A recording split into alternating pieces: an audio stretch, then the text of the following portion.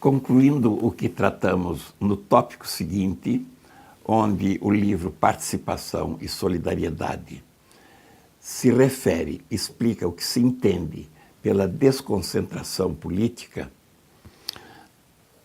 o livro continua com umas análises práticas decorrentes deste princípio que eu vou ler em seguida. Em resumo, a desconcentração política não significa qualquer forma de delegação do Estado ou do poder central que tem o poder e que o concede como um prêmio, como uma benesse ao corpo social ou a parcelas da sociedade. A desconcentração do poder assim concebida frequentemente se transforma em instrumento de fortalecer o poder central, agora como poder concedente, ou como origem do poder social, invertendo, portanto, a natureza do processo, onde é o poder social, isto é, da sociedade, que transfere poder para o Estado, e não o contrário. Em concreto, a desconcentração do poder, para que seja efetiva e coerente com a sociedade pluralista, livre e efetivamente democrática, o contraponto necessário ao totalitarismo do Estado, deve ocorrer em duas direções, diz o livro. Na direção horizontal, diminuindo-se o poder unipessoal em função de formas de participação múltipla ou colegiada, formas mais representativas da pessoa, das pessoas ou da sociedade. Essa participação, em geral, ocorre através de seus segmentos, partidos, organizados. Pode-se dizer, nesse caso, que as formas parlamentares de governo, consideradas teoricamente, por serem mais desconcentradas horizontalmente, são mais legítimas como instrumentos de exercício do poder do que as formas unipessoais que se expressavam em outras épocas pelas monarquias, pelos governos absolutistas e hoje pelo presidencialismo que temos no Brasil. É preciso desconcentrar. Na direção vertical, continua o livro, diminuindo o poder central e o crescimento do poder na sua origem ou nas bases da organização social, nas pessoas que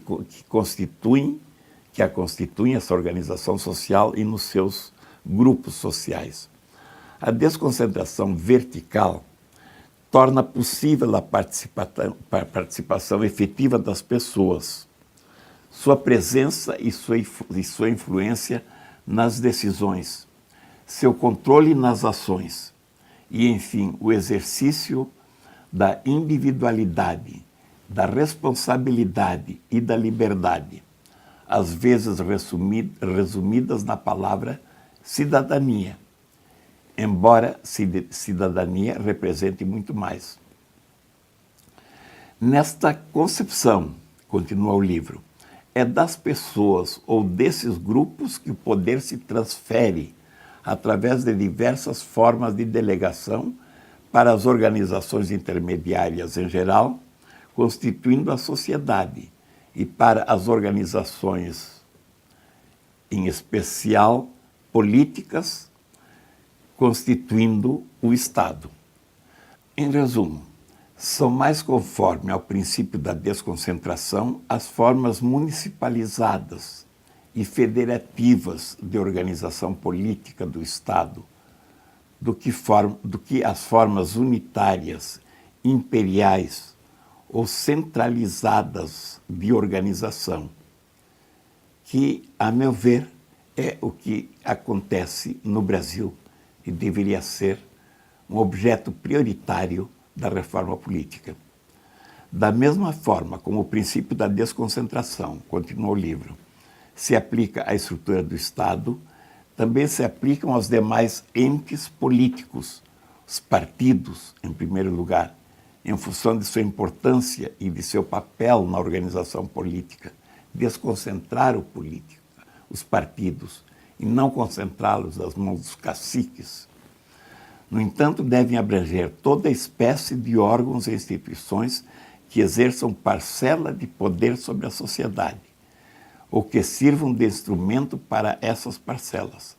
Assim, o princípio da desconcentração política não se aplica apenas ao poder executivo, mas ao poder legislativo, ao judiciário e a todos os que estejam investidos de parcelas do poder.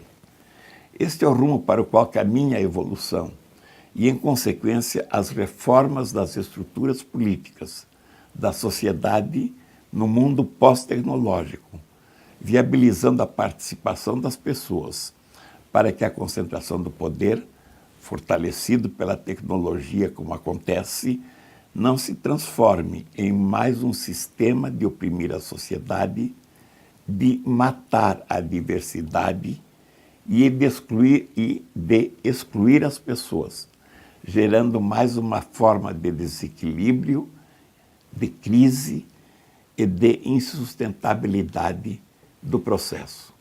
É isto que diz, meu querido amigo e minha querida amiga, o nosso livro Participação e Solidariedade, sobre a questão da desconcentração política, embora ele fale também sobre a desconcentração econômica, a desconcentração social, a desconcentração demográfica, enfim, toda uma forma de trazer a organização social mais perto das pessoas. Muito obrigado. E leia, aliás, também em nosso site, www.participação e solidariedade, sem cedilha e sem tio, .com.br.